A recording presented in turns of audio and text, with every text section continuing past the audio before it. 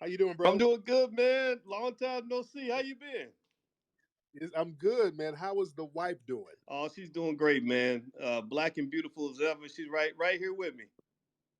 Tell her I said that, but you guys are inseparable. I love it, man. Y'all look good, man. Y'all chemistry is wonderful, man. That's a beautiful thing. Yeah, man. You Yeah. know the good black woman will bring the life out of you, man. And I know you know that with Yes, your yeah, wife. you done. Yeah, she done brought your glow out, man. Your skin is glowing. Yeah, you look like you done got in. You all buff and shit. You got all muscular. I'm trying. You got it together, man. So, boys, man, we November 5th. You're coming down to the reparations rally. Why is this important? Why is the rally important in your opinion, brother? Because they owe us a whole lot of money, and they Yes, owe indeed. us some things that money can't buy. And and I was real excited that you organized this, man. You know, I think this showed tremendous leadership on your part because Yes. the time is right. You know, it's like it's starting to become more and more part of the public consciousness. We know we've been owed this. You know, we had ancestors, man, 100 years ago they were talking about this, but the traction wasn't there. And I think with your assertive leadership pushing us forward, man. When I saw it's like being in a football game, man. When you see the running back break through the defensive line, you go out and you try to block. So I'm just trying to play my Yeah, position and support what you're doing, man, because I love it. I appreciate that. Did you get a chance to see the Warnock Herschel Walker debate? I, you know, I don't know how I feel about either one of those guys. I you know Right.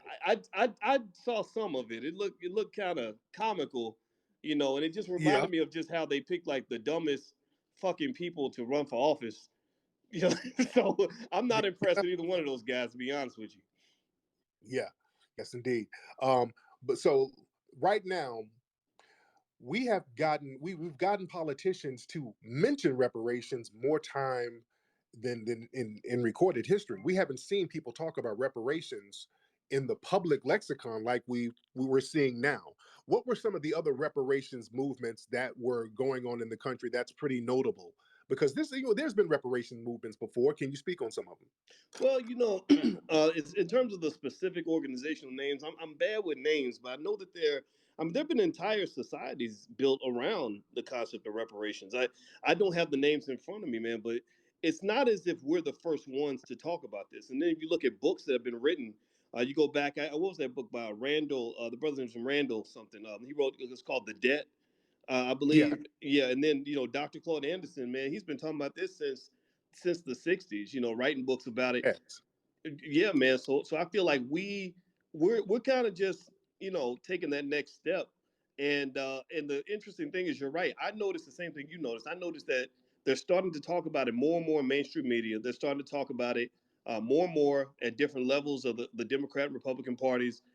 People are drawing lines in the sand.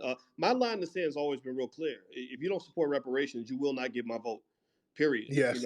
That's Yes. it. It's simple for me. So what's interesting is it seems, and you think about it, where did this come from? It came from people like yourself online, all the so-called grassroots black media, you, me, Yes. Vicky Dillard, some others, man, just, pushing the envelope. Now they can't ignore it anymore. And I think it's only going to continue to grow from here. Now, let me ask you this, because you've done a lot of mainstream media stuff, a lot of stuff with Fox, CNN, and all that, and you have a strong grassroots presence. What has their reaction been to you because you've been stomping so hard for the grassroots? You know, I would say that it's like I'm not mainstream anymore, and I don't want to be. It's Hmm. almost like they sort of pushed me away, and I walked away. Yeah. Because in the beginning, like, you go back to '07, '08, the goal was like, oh yeah, I want to get on TV, I want to get on CNN, you want to get on whatever, different networks or whatever. But then you start seeing the agenda. Yeah. MSNBC, you see their agenda, you see Fox News's agenda, and then CNN picked up their agenda, and you realize that there's not much space in mainstream media for authentic ideas that will actually improve the status of the black community. Like, they'll Right. get up there and talk a bunch of shit about whatever they care about, whatever the talking points the Democrats hand to you. But I realized, man, probably about 12 years ago, that if we really want to have these fleshed out conversations, we have to have our own platforms. Right. And that's why your platform is important. Mine. We do our contribution, and I think working together, man, we just created a voice you can't ignore because we've got truth on our side. We have intelligence on our side. We have millions of motivated people, who are basically kind of helping. I mean, this is a slam dunk of an argument.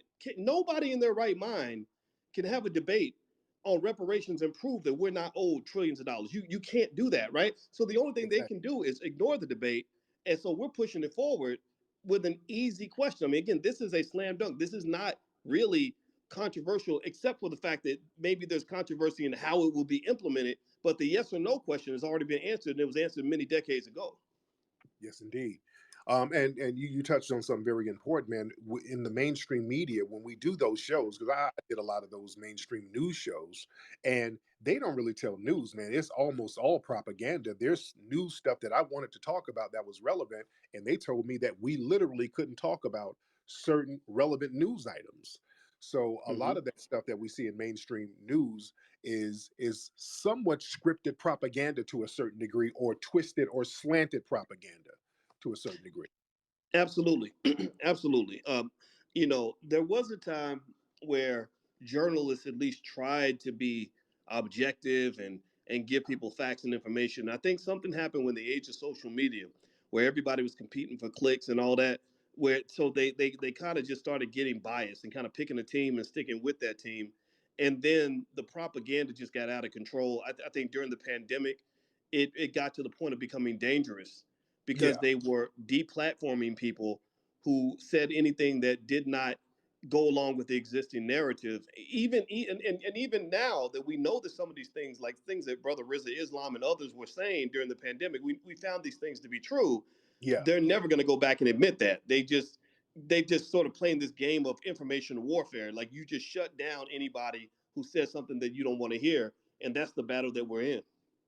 Did has some of that Roland crowd, the buffer class crowd, have they taken shots at you? I could have swore Roland took some shots at you because he's always taking shots at me. Does Roland take shots at you like that in that whole crowd? Do they go after you too?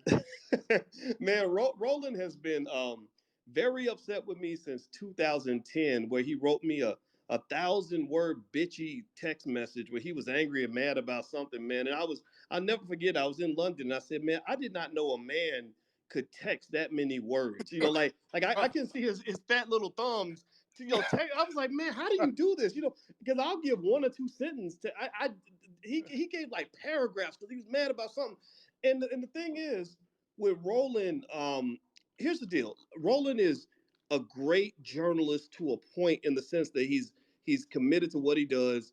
I think he's very good at it. And I think that Roland in an ideal world could be a reasonable ally to what we're trying to accomplish. The problem is that he's in bed with too many of these elite class politicians that Yeah, don't have the best interests of the community at heart. So it ends up undermining what he's trying to do. So they do take shots. I just don't pay attention, man, because the internet's full of a lot of toxic energy anyway. I just yeah. step in, man, and do my best and let the chips fall where they may. Yes, indeed. Brother Boys, where can the family find you? What's your social media, brother? Well, my website is boycewatkins.com. That would be a good place to start. Also, if you go to drboycetv.com, that's my YouTube channel. So we do a lot of that stuff every single day, man. I got to go on your channel next week, man. We got to chop it up on your channel. Absolutely, brother. I'm looking forward to your rally, man. Congratulations on really excellent leadership, man. And I got your back, man. So I think you making Black history, brother. So shout out to you and your clan. Yes, we doing it together, man. I appreciate you, man. So I talk to you next week, and we'll see you on November 5th, brother. All right, see you then, man. All right, Peace. peace out. Yes, indeed. That's